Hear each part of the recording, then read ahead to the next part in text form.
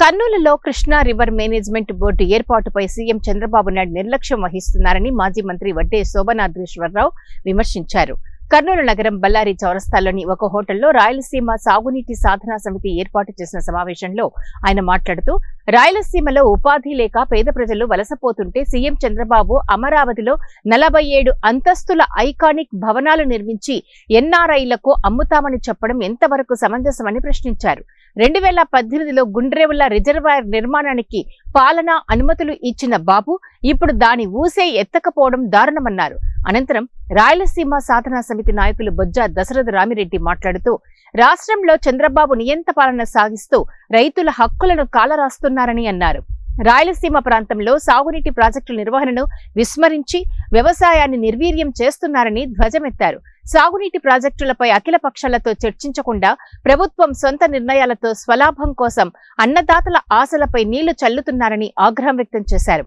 గత ప్రభుత్వంలో కర్నూలు ఏర్పాటైన జాతీయ న్యాయ విశ్వవిద్యాలయం, లోకాయుక్త, మానవ హక్కుల సంఘం కార్యాలయాలను అమరావతికి తరలిస్తూ ఉండటం సీమకు ద్రోహం చేయడమేనని అన్నారు. వాటిని ఇక్కడే కొనసాగించాలని డిమాండ్ చేశారు. కడపలో ఉన్న ఆంధ్రప్రగతి గ్రామీణ బ్యాంక్ ప్రధాన కార్యాలయాన్ని అక్కడే కొనసాగించాలని అన్నారు.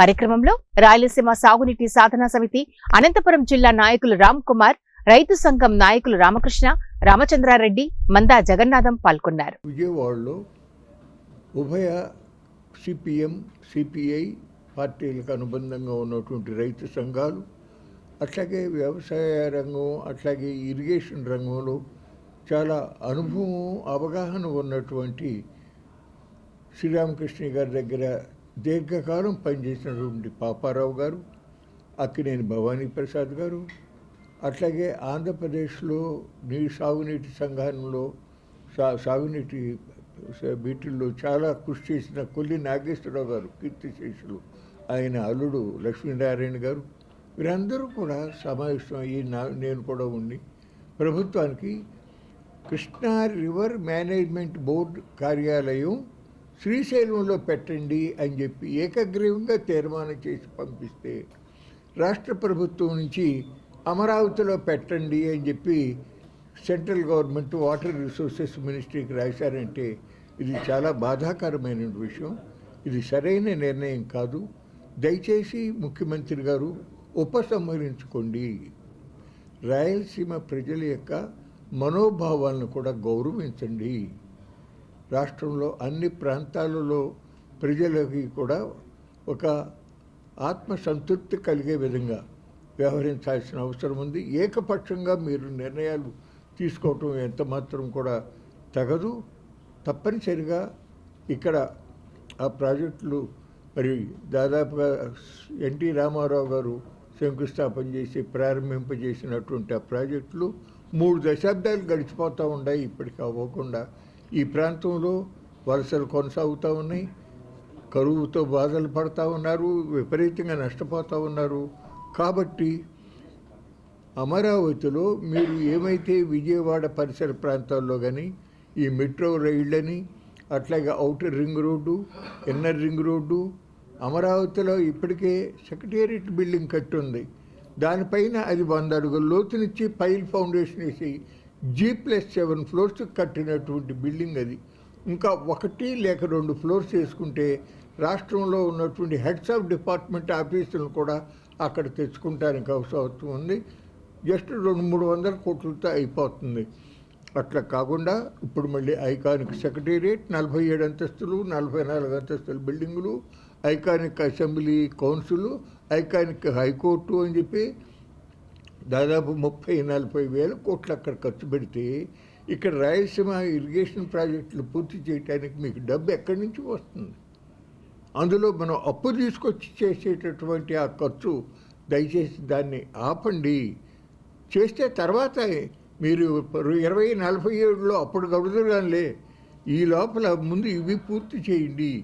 మన రాష్ట్రంలో వివిధ ప్రాంతాలలో అక్కడ ఉన్న ప్రజలందరికీ ఉపయోగపడేటటువంటి మేళ్లు చేయండి, వాళ్ళందరి యొక్క అభిమానం చూరగొనండి అని చెప్పి ఈ సందర్భంగా రాష్ట్ర ప్రభుత్వానికి వెనుకబడిన ప్రాంతాలంటే రాయలసీమనే కాకుండా ఇటు ప్రకాశం, నెల్లూరు జిల్లాలో కూడా ఉన్న వెనుకబడిన ప్రాంతాల దృష్టిలో పెట్టుకొని ఆ రోజు సమావేశం ఏర్పాటు చేయడం జరిగింది.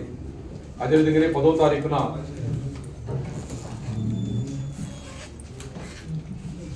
ఆంధ్రప్రదేశ్ అభివృద్ధి వేదిక రాయలసీమ సాగునీటి సాధన సమితి ఆధ్వర్యంలో సమావేశం జరిగింది. ఈ సమావేశంలో కీలక నిర్ణయాలు తీసుకొని ఆ నిర్ణయాలను మంత్రి గారికి చెప్పిన సందర్భంలో అది ముఖ్యమంత్రి గారి దృష్టికి తీసుకుపోతామని చెప్పి ముఖ్యమంత్రి గారి దృష్టిలో అంటే మనం అఖిలపక్షం పిలవాలి, ఈ నిర్ణయాలు ఏమైనా తీసుకోవాలని చెప్పిన నేపథ్యంలో వాటిని బేఖతారు చేస్తూ 10వ తారీఖున మంత్రి గారికి చెప్పిన సందర్భంలో దాన్ని పట్టించుకోకుండా అంటే రాష్ట్రంలో ఉన్న ప్రధాన రాజకీయ పార్టీలు ఏవైతే ప్రజల సంక్షేమం కోసం పనిచేస్తున్నాయో, ముఖ్యంగా చెప్తున్నాం ప్రజల సంక్షేమం కోసం పనిచేస్తున్న రాజకీయ పార్టీలు అన్ని ప్రజా సంఘాలన్నీ కలిసి ఒక తీర్మానం తీసుకుపోయిన సందర్భంలో ముఖ్యమంత్రి గారి దృష్టికి తీసుకుపోతామని చెప్పి దాన్ని గుర్తించకుండా దాన్ని ఏమాత్రం లెక్క చేయకుండా 13వ తారీఖున వాళ్ళ ఇష్టానురాజ్యంగా ప్రకటన చేసిన సందర్భంలో ఈరోజు వడ్డే శోభనాద్రీశ్వరరావు గారి అధ్యక్షతన ఈరోజు పత్రికా సమావేశాన్ని ఇక్కడ ఏర్పాటు చేస్తున్నాం. ముఖ్య అతిథిగా వారికి స్వాగతం పలుకుతూ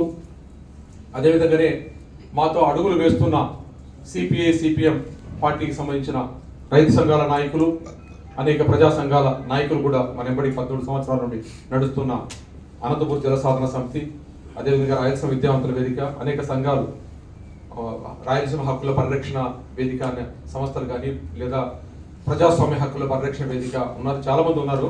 పెద్దలు అందరి పిలిస్తే వేదిక ఎక్కువ అవుతుంది కాబట్టి కొందరు అక్కడే ఉన్నారు. ఈ నేపథ్యంలో ఈ సమావేశం జరుగుతుంది. ఈ సమావేశంలో స్పష్టంగా మొన్న జరిగిన రౌండ్ టేబుల్ కాన్ఫరెన్స్లో 4 అంశాలు మీద చర్చ జరిగింది. ఒకటి ప్రధానంగా